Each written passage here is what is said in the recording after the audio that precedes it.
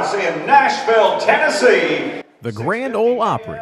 It's the most sacred stage in all of country music, and people from all over the world visit Music City, USA each year to witness the tradition, to soak in the sounds, and to be a small part of the longest-running radio show in history. It was once known as the WSM Barn Dance. A Nashville insurance company bought the now famous WSM radio station in a bid to help with advertising. WSM, derived from the company's We Shield Millions, launched a show called the WSM Barn Dance. The Barn Dance shortly turned into the Grand Ole Opry, and the show started playing at different venues across Nashville. As the show became more popular, it found a permanent home here at the Ryman Auditorium in downtown Nashville. This is still known to many as the original Mother Church of country music. But in 1974, the Opry found a brand new home, this 4,400-seat auditorium. They call it the Grand Ole Opry House.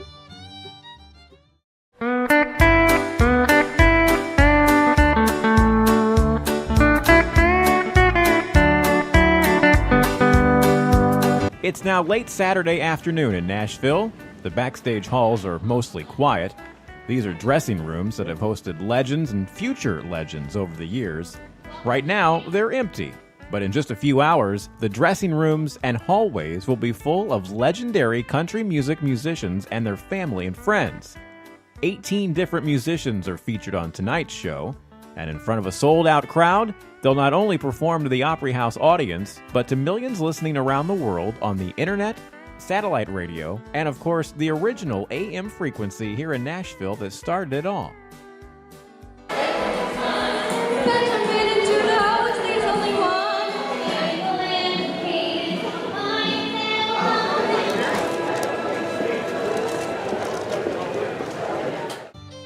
Backstage, stars can mingle here in this living room area situated directly behind the stage.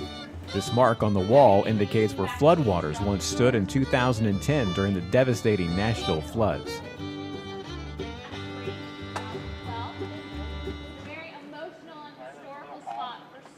Here on the stage itself, it's a long-running tradition for family and friends of performing artists to sit in these bleachers during the show. An announcer stands here at this podium while introducing acts and reading commercials. Another reminder that despite the thousands of audience members seated in-house, this is first and foremost a radio show. The Grand Ole Opry House has been home to the Opry for almost 40 years. On opening night in 1974, President Richard Nixon welcomed the first Opry House audience and played piano for the crowd. When the building first opened, not everything was new. This small portion of the stage was taken from the floor of the Ryman Auditorium. It's a sacred 6-foot circle where music legends from Hank Williams to Patsy Cline once stood. Elvis appeared on the Opry once in 1954, although the Opry manager at the time told him to go back to Memphis and drive trucks, as he would never have a future in music. Opry members are inducted for life and are required to perform throughout the year to keep their membership current.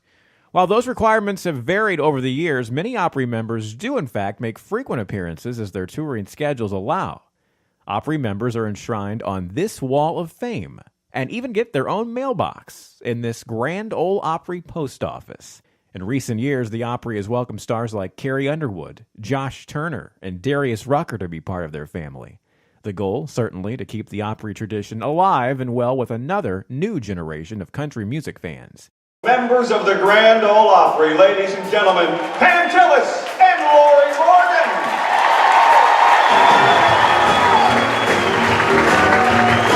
On tonight's show, country stars and Opry members Pam Tillis and Lori Morgan appeared to promote a new CD.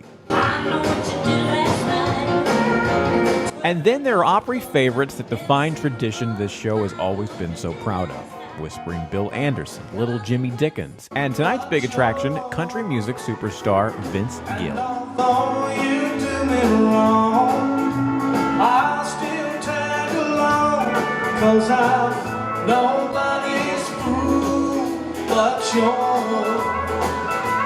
No matter who appears on the stage, the Grand Ole Opry represents what country music is all about: tradition, family, and fun.